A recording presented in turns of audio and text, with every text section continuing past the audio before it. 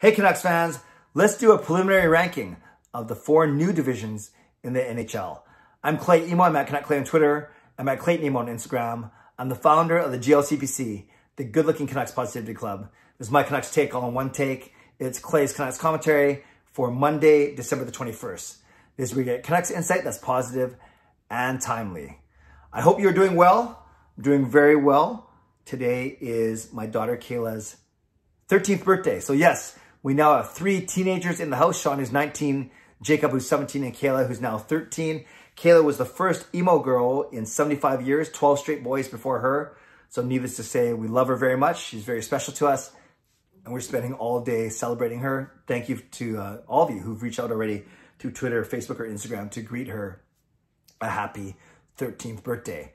So because of that, I'm not doing my full live stream tonight. I'm going to bump it to tomorrow night, family first. So my live stream for tonight, for this week, will be on Tuesday night instead. But I am doing a 20-minute hit with the C4 podcast of Canucks Hockey Blog. As you know, Canucks Hockey Blog was my first foray into blogging, vlogging, podcasting.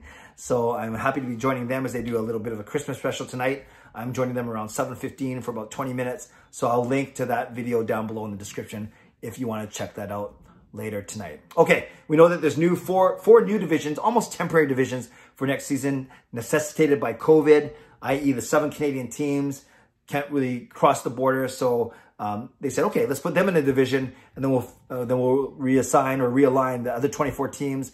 And hence, we have a North Division. The Canadian division is the North Division, north of the border. There's no South Division, though, but there's North, there's West, there's Central, and there's East. 7 teams in the North, 8 teams in the other 3, and that makes you 31 teams. So I want to do a preliminary ranking of those teams, of those divisions, based on how far they made the playoffs, in the playoffs, their rankings last season, and their outlook for this season. But by no stretch of the imagination is this a full season preview for any of the teams. Also very interesting, we're starting to hear word that the schedule, different options of the schedule, drafts are coming out. And we know the basic math, 56 game schedule. So that means for all the divisions that have 8 teams in it, you play against 7 other teams. Simple. You play each of those 7 teams 8 times. 7 times 8 makes 56. However, in the North Division, there's only 7 teams. So we have 6 opponents to play 56 games. So that means you have to play 2 opponents 10 times, 20. And then you have to play 4 opponents 9 times, 36. 20 plus 36 makes 56. And as I suspected, and it makes a lot of sense, Vancouver is going to have to play Calgary and Edmonton 10 times. And then they play the other 4 teams 9 times. So they'll likely Vancouver will play Calgary and Edmonton 10 times. So we get to see Draisaitl McDavid 10 times, but we also get to see Tanev, Markstrom, and Levo 10 times as well. So that's going to be a lot of fun. So let's get into these rankings. Let's start with the North Division. Interesting. The furthest that any team made in the playoffs was the Vancouver Canucks. Thank you very much. And they made it obviously to 1 game away from the conference final. But no Canadian teams made the conference final. And technically Vancouver was the last team standing in that they played into a game 7. And now that I think about it, actually, I can't think of any of the other, off the top of my head, did any other Canadian teams make it even to the second round? Sure, you have to get through a play-in round. So there's a play-in round and then a first round. I think Vancouver was the only Canadian team in the actual second round of the playoffs. So, and then when it came to the regular season, no Canadian teams finished in the top 10. You had Toronto at 12, Edmonton at 13, then Vancouver and Calgary 15, 16, something like that, and then Winnipeg at 18 or 19. So yeah, you had 5 teams in the middle 10, but then you had Montreal, last play-in spot at number 24, and then Ottawa as one of the bottom 7, the 7 teams that did not make it. So again, 5 Canadian teams in the middle 10, 6 of them total made the playoffs, the play-ins, and then 1 team didn't make it. So overall, you know, there's potential that a team from, well, obviously the way the playoffs are going to be structured, 1 team from this North Division is going to make it to the Final 4 because every division has got to produce 1 finalist for the conference finals. But we don't know who that's going to be. You know, in my preliminary ranking, I think it's going to go Toronto, Calgary, Vancouver, Montreal, Edmonton. That's my gut feeling at least. But I'm not sure if this division collectively is going to be the strongest division. In fact, I don't think it will be at all. They're going to be beating up on each other, but there's going to be a lot of volatility and a lot of unpredictability. So I think it's going to be the most exciting division just because it's the whole nature of being an all Canadian division. And of course, our team is in that division. So it might be the most exciting division to watch, the most intriguing division, but I certainly don't think it's the strongest division. Let's go to the West. The West is interesting because it's got the 3 California teams that were all bottom feeders last season. They didn't even make it to the play-in round. So you got those 3. But then you have 3 really good teams at the top. You have the Vegas Golden Knights, the St. Louis Blues, and the Colorado Avalanche. I really like Colorado. They're my 3rd favorite team behind Vancouver and Winnipeg.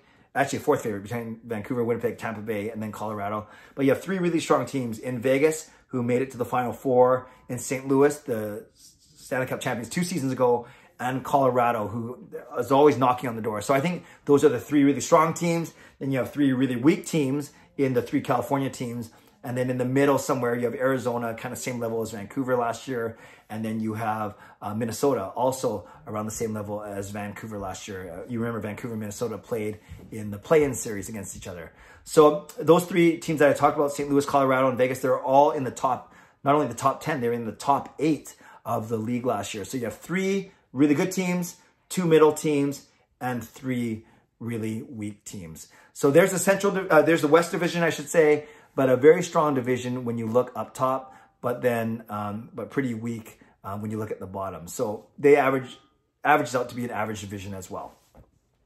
Then you go to the Central. The Central Division is interesting because they had the Stanley Cup champions in Tampa Bay, and they had 2 other teams that did well, and Dallas, which was the Stanley Cup runner-up. So you had the 2 Stanley Cup finalists in the same division this season, in Tampa and Dallas. And you have Dallas and Carolina, who were actually 9. I think Carolina was number 9, and Dallas was number 10 when it came to points percentage last season. So you have 3 teams in the top 10.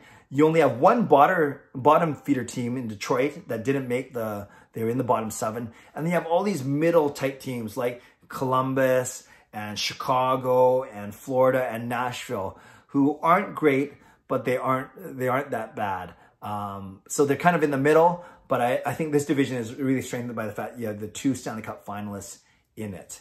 And then you move over to the East, and the East, they have 4 of the top 8 teams last season in terms of point percentage. And that's Boston, that's Philly, that's Pittsburgh, and that's Washington. Those are 4 really strong teams. You add in the Islanders, who are like number 11, so they're there. That means 5 of the top 11 teams of last season from a points percentage perspective are in the same division. And then you have the Rangers who made the playoffs, and then 2 teams that didn't in Buffalo and New Jersey. But teams that, especially New Jersey, are on the rise with all their high draft picks. So this one's really interesting. I'd say top end talent. That the East Division is really tough to beat, despite not the finalists not coming from that division. So I would dare say that the East and Central are the 2 best divisions in that order. The East, you just can't argue with Boston, Philly, Pittsburgh, Washington, all in one division. I put the Central right behind them because of the 2 Stanley Cup finalists in Dallas, and of course the winners in Tampa Bay. And then the rest of the division, not as strong, but they're kind of top heavy, I'd say. And only 1 true bottom feeder in Detroit. So if I go East is number 1 and Central is number 2, then I'm looking at North versus West. And West has the higher top end for sure, but they also have the lower bottom end for sure. The higher top end in Vegas, Colorado, and St. Louis, and the lower bottom end in the 3 California teams. But if I even use Vancouver as an example, Vancouver beat St. Louis in the first round of the playoffs, the true playoffs. Then they almost beat Vegas in the second round.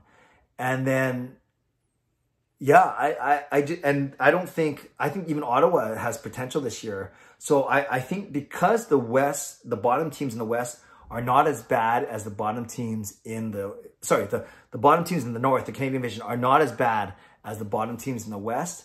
And I think with teams like Toronto and Calgary, and hopefully in Vancouver, they'll maybe close the gap a bit on a team like Vegas, Colorado, and St. Louis.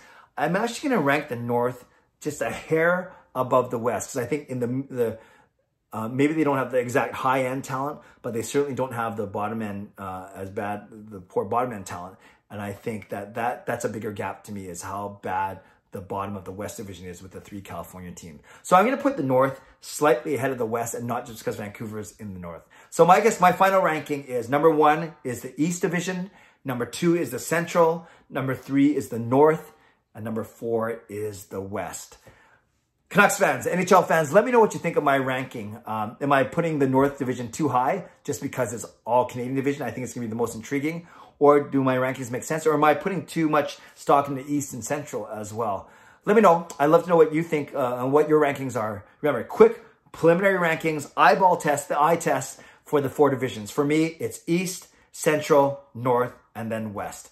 Leave a comment below. I'd love to read, react, or reply. As always, subscribe if you like to. Like this video if you like to. And don't forget, my live stream will be tomorrow night, Tuesday night this week.